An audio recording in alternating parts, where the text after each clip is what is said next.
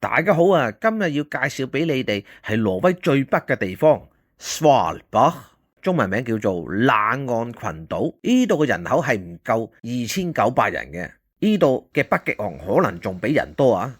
嚟到呢個地方你就唔使知係 shopping 噶啦，最主要咧睇下呢度嘅大自然同風景嘅，同埋感受佢嘅極度低溫。Svalbard 仲有一個好特別嘅地方係冇公路嘅，所以咧交通工具咧就係雪地摩托車、船同飛機嘅。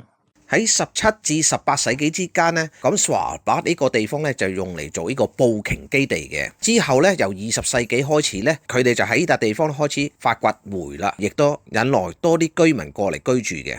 北極光啊，哇！呢度就犀利啦，咁北嘅地方日夜都睇到啊。用邊種方法先最好玩，可以感受到 Svalbard 呢個大自然嘅景色呢？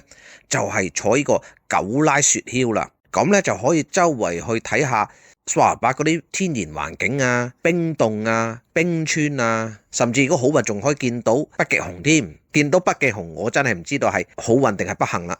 喺冰川裏面有好多冰洞嘅，可以入去啲冰洞裏面探險，可以見到裏面有啲唔同嘅迷幻色彩。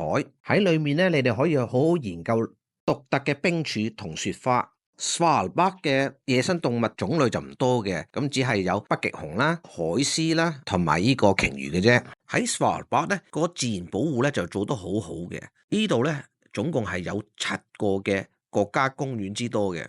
好，又係介紹挪威名人嘅時候啦，你哋睇睇呢幅相，認唔認得佢哋？哦，唔認得啊？好，等我先播啲佢哋嘅音樂俾你哋聽下啊。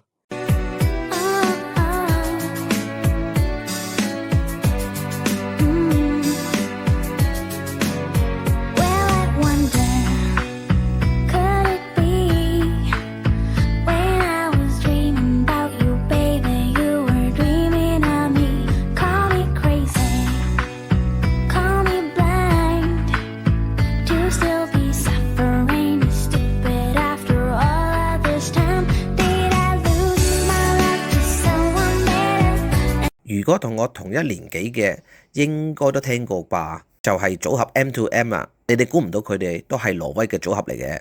其實挪威有好多出名嘅歌星同組合嘅。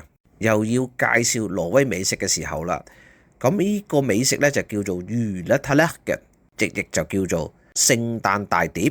裡面咧就包括有呢個挪威燒肉啦，同大香腸添嘅。咁配菜咧就有啲菜啊，有啲薯仔咁嘅。聖誕節對挪威人嚟講咧就差唔多同我哋中國人過年咁重要，所以咧就會食得比較豐盛嘅。好，咁今日嘅時間就差唔多啦，多謝各位觀眾嘅收聽同收看，記得臨走嘅4部曲啊，拜拜咯！記得 like、subscribe and share， 因為咁樣咧就對我哋呢啲咁小頻道咧係最大嘅支持同鼓勵。如果可以 comment 埋就最好啦，多謝晒。